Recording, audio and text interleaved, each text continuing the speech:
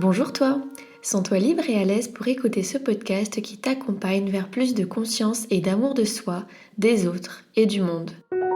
Je m'appelle Laura et j'ai à cœur de t'accompagner à travers mon cheminement et mes apprentissages vers une vie plus alignée et plus heureuse. Je te propose alors de partir à la rencontre de qui tu es et de tout ce qui compose notre monde. Il est vraiment temps d'ouvrir grand.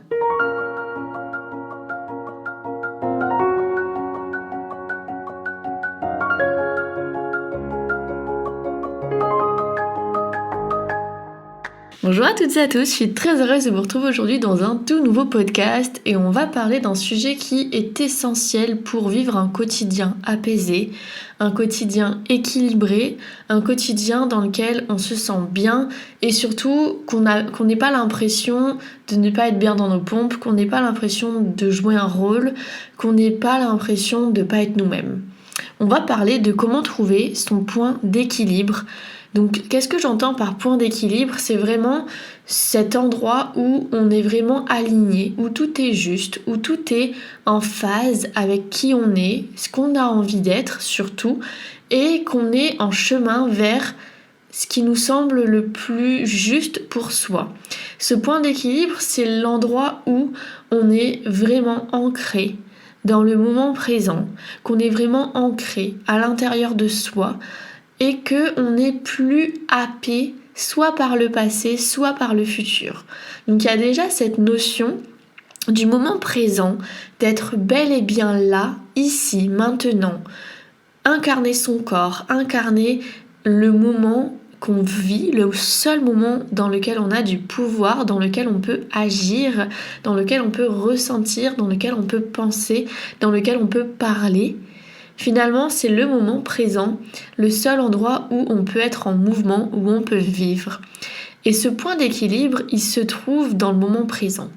Parce que si vous êtes constamment dans le passé ou dans le futur, vous allez jamais pouvoir vivre votre vie. Parce que le passé est une vie qui a déjà eu lieu et sur laquelle vous n'avez aucun pouvoir. Et le futur est une vie qui n'a pas encore eu lieu. Et donc, il y a 1 milliard de possibilités qui sont là et c'est très anxiogène parce qu'on ne sait jamais avec certitude ce qui va se passer, ce qui peut se passer, comment on va réagir, etc. etc. Revenir au moment présent, du coup, vous avez bien compris, c'est le premier point, c'est ce qui est essentiel pour trouver son point d'équilibre. Parce que le point d'équilibre se situe uniquement dans le moment présent. On va développer un petit peu tout ça dans ce podcast, mais voilà, c'est vraiment un sujet qui me semble important parce que c'est un petit peu la quête, en tout cas quand on est dans cette quête dans ce cheminement de spiritualité, de développement personnel, etc. On parle beaucoup d'harmoniser ses énergies, on parle beaucoup de se libérer des peurs, de guérir ses blessures, de prendre soin de soi, de s'accorder du temps, de savoir poser ses limites. Enfin, on a tout un tas de concepts pour se comprendre, se connaître davantage, etc. Mais tout ça, finalement, c'est quoi ? C'est trouver le point d'équilibre, là où plus rien ne nous déséquilibre, là où notre énergie est fluide, nourrie, protégée, là où on ne va plus être happé par le passé parce que les souvenirs, les blessures, les peurs, la nostalgie, etc. Où on ne va plus être stressé du futur parce qu'on se pose 1 milliard de questions et on anticipe et on projette beaucoup. Et ce point d'équilibre, c'est vraiment un équilibre entre tout ce qui peut nous amener vers l'arrière, vers l'avant, vers la droite, vers la gauche.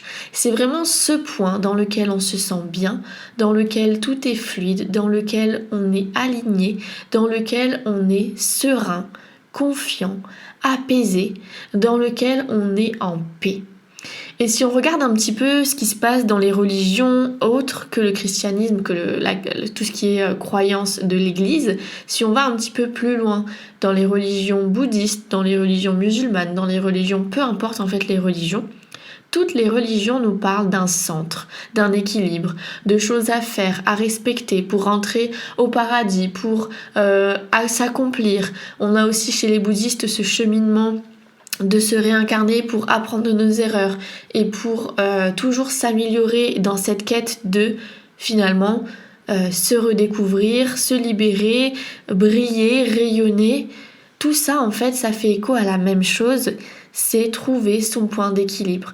On voit aussi beaucoup chez les Asiatiques tout ce qui est le yin et le yang, et qu'il y a toujours cette notion d'équilibre. Il y a du bien dans le mal, du mal dans le bien, du blanc dans le noir, du noir dans le blanc. Et finalement, ça parle beaucoup de des polarités de la vie. Et tout ça, en fait, ça vient comme à chaque fois nous ramener à cette notion de balance, que on peut un petit peu tanguer vers la droite, puis vers la gauche, puis vers une notion, puis vers l'autre.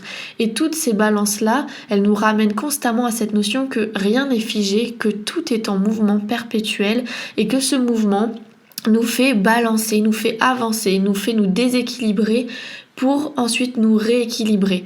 Et tout ça, en fait, c'est le mouvement de la vie, c'est le fluide.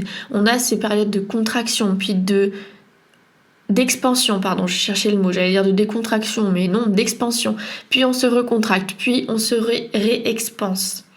Et tout ça, en fait, nous fait essayer des choses plus petites, puis plus grandes, puis plus colorées, puis plus sombres. Tout ça pour nous montrer toute la diversité, toutes les polarités, tout ce qui va être un excès puis un autre, un excès opposé, pour qu'on puisse comprendre que finalement, le centre de tout ça, c'est le point d'équilibre.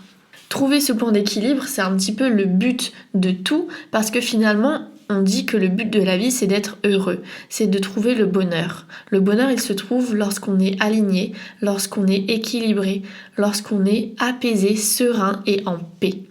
Et en fait, c'est vraiment cette notion de paix ultime qui est un petit peu la quête de tout ce qu'on cherche, un petit peu la réponse à tout ce qu'on cherche. C'est ça, c'est la réponse à notre quête de bonheur. D'être en paix, que plus rien ne vient nous déranger, nous déstabiliser, nous faire souffrir, que plus rien ne vienne entraver notre bonheur, notre alignement et notre paix. Et ça, c'est le point d'équilibre. Donc, pour être tout à fait transparente, je ne suis pas un maître ascensionné, un maître éveillé, un Bouddha incarné. Je suis une humaine tout comme vous et je suis également en chemin pour trouver mon point d'équilibre. Et ce que j'ai compris jusqu'à présent, c'est qu'il y a un petit peu une recette, plusieurs ingrédients qui vont nous permettre de trouver ce point d'équilibre. Il y a quelques petites notions que j'ai déjà évoquées juste avant. On va les approfondir pour qu'on puisse avoir un peu plus de clarté dans tous ces ingrédients qui vont nous mener, nous rapprocher au mieux à ce point d'équilibre, du moins nous donner les clés pour parvenir à se rapprocher de ce point d'équilibre. Déjà, je pense que la notion d'être dans le moment présent, c'est la première que j'avais envie de vous partager, c'est extrêmement important puisque, comme je l'ai dit, c'est le seul endroit où ce point d'équilibre existe. Donc, travailler sur son passé pour qu'il arrête de nous ronger, travailler sur son anxiété et sur ses projections du futur pour que ça arrête de nous prendre tout notre espace mental et nous s'accaparer tout ce qui se passe dans notre tête pour qu'on puisse être bel et bien ici et maintenant dans le moment présent. Ça, c'est la première chose pour trouver son point d'équilibre. Ensuite, il y a cette notion d'être connecté entre ciel et terre. Donc déjà, on parle de connexion. Donc ça passe par les ressentis, par ce qu'on va dégager, par notre énergie. Ciel et terre, c'est la polarité de la source et la terre-mère. Donc d'être connecté ici, en fait, c'est un petit peu le deuxième axe.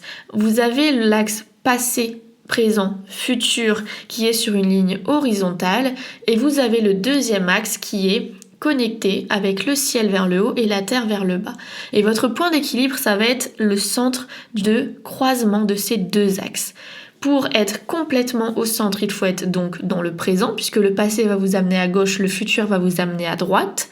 Puis pour être toujours sur ce centre-là, il ne faut pas être trop vers le ciel ni trop vers la terre. Donc, trouvez un équilibre entre votre ancrage, tout ce qui est matériel, tout ce qui est dense, tout ce qui est science, tout ce qui est humain, si je peux dire ça comme ça, tout ce qui est matière, et trouver cet équilibre avec du coup l'opposé qui est donc plus ce qui va tendre vers le ciel, vers l'énergétique, vers l'invisible, vers le subtil, vers la spiritualité, vers tout ce qui va être la source, donc dématérialisé, invisible, subtil, tout ce qui va être vos sens, votre intuition, votre lumière, votre énergie, tout ça va être du coup ce qui va vous mener vers le haut. Le ciel et tout ce qui est invisible va vous amener vers le haut, l'ancrage et tout ce qui est matériel va vous amener vers le bas. Donc là on parle pas de haut-bas par exemple, ce qui vous tire vers le haut, ce qui vous tire vers le bas, ça n'a rien à voir avec ça. Là je reviens sur mon axe de passé, futur et ciel-terre pour trouver le point d'équilibre qui est le centre, le croisement de ces deux axes. Il ne faut pas être trop vers le ciel ni trop vers la terre, il faut être connecté entre les deux et se puiser des énergies des deux pour être centré et équilibré entre les deux. Ça m'amène à parler un petit peu des énergies. Parce qu'en fait, pour être connecté entre ciel et terre, il faut être équilibré et ça permet aussi d'équilibrer ces énergies yin et yang. J'aime bien cette notion-là qui est issue de tout ce qui va être la médecine traditionnelle asiatique, beaucoup au Japon, Chine, etc. Les énergies yin et yang sont en fait deux polarités qui sommeillent à l'intérieur de nous. Et donc de venir les équilibrer pour en fait rééquilibrer ce qu'il se passe à l'intérieur de nous. Ça, c'est la troisième variante de l'axe. Donc de manière beaucoup plus schématique, je répète, vous avez votre axe horizontal passé, présent, futur, vous avez votre axe vertical ciel et terre, puis vous avez également un axe qui du coup est beaucoup plus propre à vous-même, qui est à l'intérieur de vous, et ça va être votre énergie yin et yang. Donc ça, on pourrait en faire un podcast complètement dédié pour comment réussir à équilibrer ces énergies yin et yang. Donc je m'en ferai un grand plaisir de vous le faire plus tard, si c'est quelque chose qui vous intéresse. Mais je vais vous donner quand même quelques petits tips ici, maintenant, pour vous amener à équilibrer vos énergies yin et yang. Déjà, la première chose, ça passe par conscientiser qu'on a de l'énergie et de venir en prendre soin. Forcément, prendre soin de son énergie, ça passe par prendre soin de soi, la récupérer, la nourrir, la protéger, la cultiver et la maîtriser. Ça, c'est des choses que j'ai déjà abordées dans d'autres podcasts. Donc si c'est quelque chose qui vous intéresse, je vous invite à venir librement sur ma chaîne YouTube et à venir consulter les podcasts qui sont protéger son énergie, nourrir son énergie, récupérer son énergie et maîtriser son énergie. Ce sont 4 podcasts dans lesquels justement je vous donne des clés concrètes, je vous explique tout de A à Z et je vous donne des clés pour justement y parvenir. Donc prenez soin de votre énergie, ça passe par ça. Comprendre comment ça fonctionne également ces énergies yin et yang, c'est expliquer de manière très simple comme si on avait une polarité féminine et une polarité masculine, tous autant que nous sommes, à l'intérieur de nous. Ces énergies-là, elles sont à équilibrer parce que si on est trop dans notre yin, on va être déconnecté de ce qui est passage à l'action, concret, matière, etc. Si on est trop dans nos énergies yang, on va être constamment centré sur le faire, et on va oublier cette partie plus fluide, plus légère, plus féminine, qui est en lien avec tout ce qui est intuition, etc. Et si vous voyez un petit peu le lien entre ciel et terre, ce que je vous ai décrit juste avant, c'est exactement la même chose sur vos énergies yin et yang. Chacun a ses particularités, ses caractéristiques, et l'un n'est pas mieux que l'autre. Les deux nous servent énormément. Et donc c'est pour ça que c'est intéressant de venir les équilibrer parce que si une énergie domine l'autre, on perd cet équilibre et donc on perd les caractéristiques positives, ce qui va être la source de ce qui peut nous amener à des résultats beaucoup plus équilibrés dans ce qu'on entreprend, dans ce qu'on fait, dans ce qu'on est. Donc voilà, équilibrer ces énergies-là, c'est prendre conscience des deux polarités qui sont à l'intérieur de nous et de venir les harmoniser, de venir les comprendre, les observer et leur donner la place d'exister. On est dans une société qui est quand même à dominance d'énergie yang. Donc je pense qu'il y a 90% de chances que vous devriez développer votre énergie yin.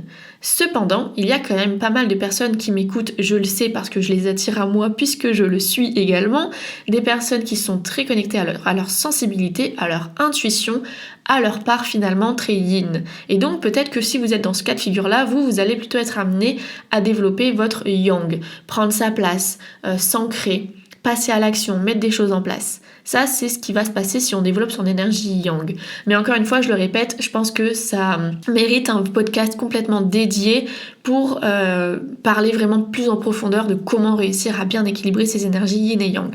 Comme ça, vous avez quand même un aperçu de en quoi ça consiste, de quoi ça parle, etc. Donc là déjà, on a un petit peu plus un aperçu pour trouver son point d'équilibre et comment y parvenir. La dernière chose que j'avais envie de mettre en avant, c'est que en trouvant son point d'équilibre, ça va nous permettre de développer notre énergie, puisqu'on vient l'équilibrer, et donc ça contribue à développer son aura. L'aura, c'est l'énergie qu'on dégage, l'énergie qu'il y a autour de nous, un petit peu comme notre lumière finalement. Et quand on est dans notre point d'équilibre, plus du moins on s'en rapproche et on est dans cette paix intérieure, dans cet équilibre et dans cette harmonie intérieure, plus notre aura va être lumineuse, va être nourrie, plus on va être du coup rayonnant, brillant, magnétique. Et vous pouvez voir certaines personnes qui, quand on les voit, on se dit « Waouh, cette personne, elle dégage vraiment quelque chose. Elle est vraiment rayonnante. Elle est vraiment attractive. » En fait, ces personnes-là, ce sont des personnes qui, à ce moment-là, quand vous les avez vues, ou potentiellement en majorité dans leur vie, ce sont des personnes qui sont équilibrées et qui arrivent, de façon consciente ou pas, à trouver leur point d'équilibre. Et donc ça demande de danser avec toutes les polarités dont je vous ai évoquées déjà jusqu'à présent, et il y en a plein d'autres. Mais voilà, à trouver son équilibre et à danser avec toutes les polarités de la vie, parce qu'en fait on est constamment en mouvement. Donc l'ennemi de trouver son équilibre, c'est la rigidité. Parce que si on est rigide, on n'est plus en mouvement, et si on n'est plus en mouvement, on n'arrive pas à danser et à suivre le fluide de la vie.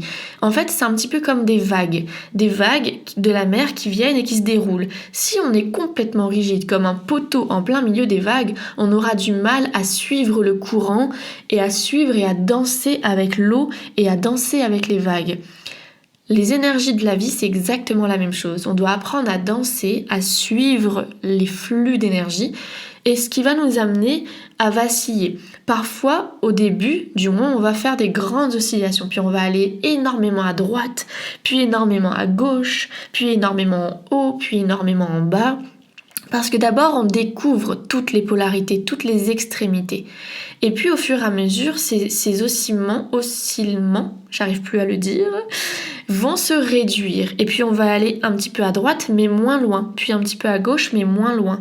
Puis un petit peu vers le haut, mais moins haut. Tout ça pour nous rapprocher de plus en plus vers ce centre. Et puis on va continuer à aller à droite, puis à gauche, puis en haut, puis en bas, et à être en mouvement autour de ce centre, de ce point d'équilibre, mais en faisant de moins grands mouvements parce qu'on va réussir à calibrer les énergies, on va réussir à trouver notre équilibre au fur et à mesure. Et du coup, il faut rester en mouvement pour réussir à calibrer tout ça. Donc, être rigide, ça va être votre ennemi. Donc, apprenez à vous remettre en question, apprenez à aimer le changement, apprenez à rester constamment en mouvement, en fluidité avec ce qu'il se passe. Et ça va vous permettre de danser avec ce qu'il se passe et de trouver davantage votre point d'équilibre. J'espère que vous me suivez et que vous comprenez ce que je veux vous partager, parce qu'en fait c'est comme un schéma où vous savez, ça fait de grands mouvements vers le haut puis de grands mouvements vers le bas. Et puis au fur et à mesure ça peut se réduire et les écarts entre le haut et le bas vont se réduire au fur et à mesure jusqu'à comme faire une petite ligne, mais finalement avec quand même des hauts et bas, mais ça va faire une petite ligne. Et finalement c'est là où on se rapproche de notre point d'équilibre. Voilà, j'espère que vous avez réussi à visualiser ces schémas-là que je vous partage avec les axes et ces petits mouvements, ces oscillations qui vont vous permettre de comprendre comment trouver son point d'équilibre. Mais voilà, ça passe par se reconnecter à soi, à ses ressentis, à ses énergies, à comprendre qu'il faut être connecté entre ciel et terre, à comprendre qu'il faut rester dans le moment présent, d'où l'importance de travailler son passé, de se libérer de son passé, puis d'arrêter d'anticiper son futur et de faire confiance, et bien sûr d'équilibrer ses énergies yin-yang, et donc ça passe par prendre soin de son énergie au global, et tout ça va permettre de développer son aura, sa lumière, et devenir de plus en plus rayonnant. Voilà. J'espère vraiment de tout cœur que ce podcast vous a plu, qu'il vous a donné envie d'expérimenter ces choses-là, de comprendre un petit peu comment ça fonctionne tout ça, par quoi est régie finalement ces polarités et comment on trouve son point d'équilibre. Je vous dis à la prochaine pour un tout nouveau podcast. Prenez bien soin de vous.